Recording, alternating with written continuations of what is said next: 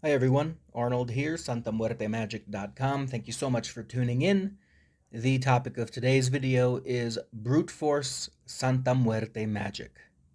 This video was inspired by a message I received from someone asking for my advice on a love petition they had made. Through the process of sending messages back and forth, I explained a couple of things. So first I explained what to do with an unanswered petition. I've shared this in the past. I like to make a petition, probably wait about 3 months before trying the petition again. I would wait another 3 months, and if still no progress, I would petition a third time. If after the third attempt I got no positive response or no positive progress, I would either take the hint or I might adjust what I'm asking for. So instead of asking for the love of a specific person, for example, I might broaden my horizons and ask for any true love. I also explained to this person my thoughts on unanswered petitions and how those unanswered petitions could end up being a blessing in disguise, although you may not recognize the blessing until years in the future looking back. Remember that Santa Muerte can also be translated as, quote, good death. Albeit this is not a common translation, it is a technically correct translation nonetheless. So if we devote ourselves to Santa Muerte, then we are also devoting ourselves to a path of life that will lead us to a good death. If granting a petition would pull us off the path of a good death, then it is understandable why Santa Muerte may refuse to grant our petition. This is essentially a grander plan argument.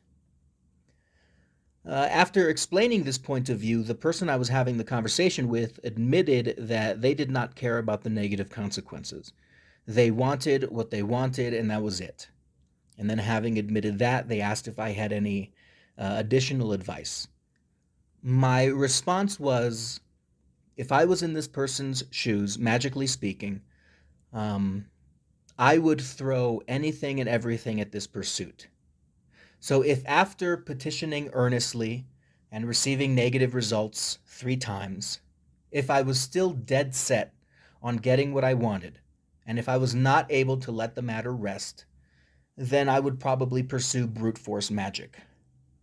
That means I would probably adopt the red-cloaked Santa Muerte as my patron saint. I would probably build an altar to this aspect of Santa Muerte. I would probably perform love petitions on a regular basis, at least weekly, for as long as it took. I would create love charms. I would take time to focus on my desire every day, as many times a day as I could, probably through the regular recitation of love prayers. If Santa Muerte is known for destroying barriers standing in the way of what we want, then I would make every effort I could to chip away at those barriers, little by little. Just like Andy Dufresne in that movie, The Shawshank Redemption, where he spent 2 decades chipping through the wall of his prison cell. I would also make it clear through my petitions and through my prayers that I was not concerned with the consequences. I would make it clear that I was willing to accept any negative consequences if my petition could be granted. I also explained that I would probably enter into a contract with Santa Muerte. There are instructions for making a contract with Santa Muerte on my website. Just go to santamuertemagic.com and search for the word contract. And again, magically speaking, I would not stop making the request. This is what I mean by brute force Santa Muerte magic. I would not stop asking for what I wanted. I would petition and petition and petition. I would make charm after charm. I would make a contract offering to give Santa Muerte the most that I could in order to entice her to fulfill my petition. The reason that this kind of brute force may help you achieve something that you are absolutely dead set on achieving is because, remember, at the heart of every petition, at the heart of every system of magic, is intent. By exercising this kind of brute force, we are conveying our intent of just how much we want what we want.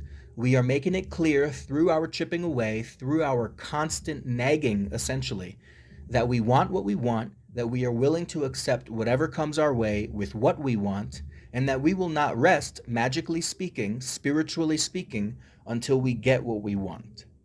Now, is this kind of brute force magic a guarantee of success? Of course not.